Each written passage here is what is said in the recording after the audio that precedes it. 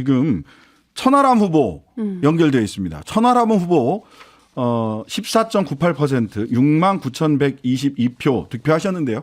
천하람 후보 연결해서 직접 이야기 들어보도록 하겠습니다. 안녕하세요. 네, 이렇게 낙선하자마자 또 인터뷰를 하게 됐습니다. 천하람입니다. 네. 자, 현재 심경 어떠세요? 조용하네요. 그래도 주변은. 네, 지금 저는 이제 허은하, 이기인 후보랑 같이 차 안에 있고요. 네.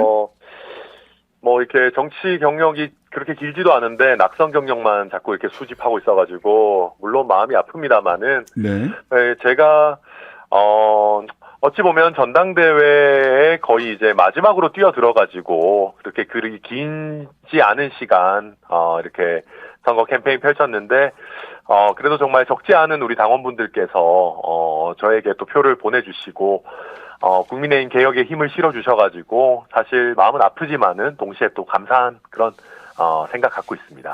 자, 결선 없이 1차에 끝났습니다. 네. 원인이 뭘까요? 아무래도 이제 저희가 이제 사실은 정부가 출범한 지 얼마 안 됐기 때문에 대통령과 당의 관계가 좀 안정적으로 갔으면 좋겠다라고 하는 소위 윤심 표심이 좀 두드러진 결과로 보이고요. 네. 그러다 보니까 나머지 여러 가지 어떤 논란이라든지 이런 부분들은 좀 부수적인 것들이 아니었나. 그러니까 저도 선거를 치르는 과정에서 김기현 후보 열심히 공격도 하고 했는데 사실은 이게 잘 안 빠지는 거를 느꼈습니다. 네. 그럴 정도로 이게 김기현 이제 당 대표시군요. 김기현 대표에 대한 어떤 투표라기보다는 대통령과 당의 관계에 있어가지고 좀 안정을 원한다라고 하는 표심이 많이 좀 작용을 했던 것 같습니다. 네. 우리 소위 천아용인 약 7만에서 8만, 이기인 후보가 8만 4천 표, 천하람 네. 후보가 6만 9천 표, 또 김용태, 허은하 후보는 9만 표 정도 득표를 하셨는데요. 최고위원 쪽은 뭐 1인 2표니까 조금 강도나 밀도가 높다고 보이지는 않고 상대적으로요. 청년 최고위원 표나 천하람 후보의 표가 약 7만에서 8만 표 정도입니다. 이 7만에서 8만 표 정치적 의미가 뭘까요? 제가 봐도 국민의힘에서 좀 선명한 개혁을 바라는 분들의 지금 현재로서는 맥시멈이 한 18% 내외 정도인 것 같습니다. 이기인 후보가 얻은 표가 그나마 가장 이제 잘 선명하게 보여주시는 것 같고, 제가 개인적으로 좀 아쉬운 것은 아무래도 제가 정치적 체급이 아직 안철수 후보에 미치지 못하다 보니까 개혁 세력 중에서도 일부는 천하람이 아니라 안철수를 선택한 분들도 계시는 것 같습니다. 그래서 네. 저도 앞으로 더 좀 노력해야 되는 부분들이 분명히 있다라고 생각을 하고 그럼에도 불구하고 저는 이 세력이 결코 작다라고 생각하지 않습니다. 네. 저희가 불과 지난번에 이준석 전 대표가 선출됐던 전당대회에서는 당원이 뭐 20만 후반대였거든요. 네. 그렇게 본다면은 세대적으로도 굉장히 젊고 또 어떤 정치 철학적으로도 선명한 개혁을 바라는 분들이 저희 당내에 뭐 18% 가량은 계시다라는 것이기 때문에 저희 천하용인 팀의 향후의 과제는 이분들이 당에 실망하셔가지고 좀 당을 떠나시거나 하지 않도록 이 세력을 점점 키워나갈 수 있도록 하는 게 저희 천하용인 팀의 향후 과제가 아닌가 저는 그렇게 봅니다. 자, 뭐 여의도에 이런 얘기들이 농담 반 진담 반으로 오가고 있습니다. 네. 천하용인 팀 탈당하면 압수수색이고 계속 있으면 다 공천 탈락이다. 뭐 일단 저는 우리 국민의힘이라는 정당이 물론 바라건대는 뭐 주류와 비주류가 어느 정도는 서로 견제하지만 공존할 수 있는 그런 정당이 바라고요. 그런 정당이 되길 바라고 뭐 저 같은 경우는 상대적으로 공천 학살이 크게 걱정되는 지역구를 갖고 있지는 않습니다. 네. 그렇지만은 저는 우리 당이 향후에 총선에서 승리하기 위해서는 분명히 우리 개혁 세력들이 목소리를 낼 수 있는 공간, 또 역할을 할 수 있는 공간들이 있어야 되지 않겠는가?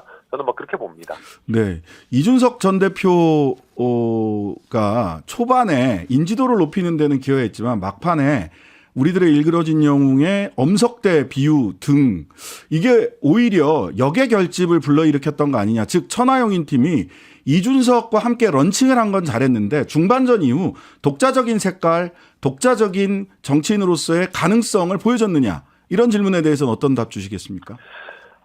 저는 그 부분은 제가 아직 정치인으로서의 내공이나 매력이 부족해서 그렇다라고 생각합니다. 저는 사실 중반 이후부터는 이준석 대표가 나설 필요가 없거나 아니면 나서더라도 제가 더 주목받을 수 있을 만한 퍼포먼스를 좀 보여드렸어야 되는데 상대적으로 제가 이 지지도 자체가 충분히 뜨지 않은 상황이다 보니까 과거에 이준석 돌풍 때처럼 주목을 좀 많이 못 받았던 부분들이 있는 것 같고 제가 더 발전해야 되는 부분들이 있는 것 같습니다. 그리고 저는 한 선거에서 삼성간호 노릇을 하고 싶지는 않습니다.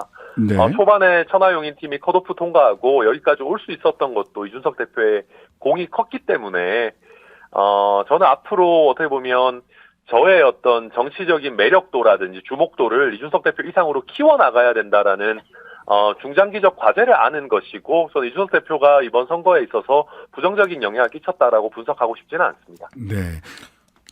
한 가지만 더 제가 질문을 하고 그 이준석 전 대표가 이런 얘기했어요. 다음 총선에 무조건 출마한다. 무소속이 됐든 뭐가 됐든 나는 출마한다. 네. 이렇게 얘기를 했어요. 이거는 이제 소위 공천 못 받으면 무소속 출마 내지는 신당 창당을 배제하지 않은 말로 보이는데요. 천하람 후보 어떻습니까?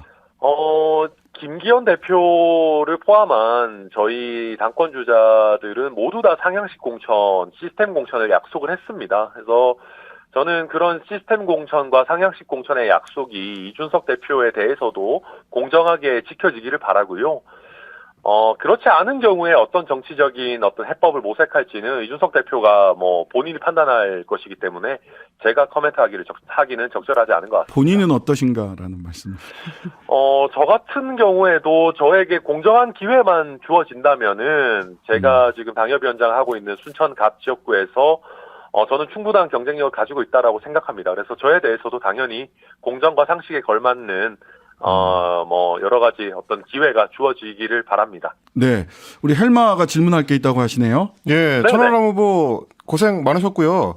그러니까 앞으로의 과제에 대해서 좀 여쭙고 싶은데 결국 이제 김기현 후보를 비롯해서 최고위원단이 대부분 소위 말하는 이제 친윤계로 꾸려지는 바람에 앞으로 여당이 대통령실하고 관계 설정을 해나가는 과정에서 견제가 쉽지 않겠다라는 고민을 하시는 분들이 많을 것 같은데 대통령실과 여당의 관계 설정을 할 때 이제 거기서 견제할 수 있는 어떤 다른 장치나 해법이나 이런 것들이 있을까요? 어떻게 생각하세요?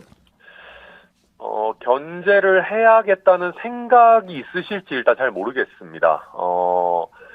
특히 우리 같은 경우에는 지금 수도권 의원이나 소신파 의원이 그리 많지 않은 상황입니다. 그러다 보니까 아마 당정 일체로 당분간은 가게 되지 않을까 싶고요. 저도 국민의힘에 몸담고 있고 방금까지 당권 주자였던 사람 입장에서 이제 어떻게 보면은 모든 권한이 집중이 돼 있습니다. 그렇다면은 그 주어진 권한을 잘 행사해가지고 좋은 지지율, 높은 국정 지지율을 얻으실 수 있기를 그렇게 바랍니다. 네.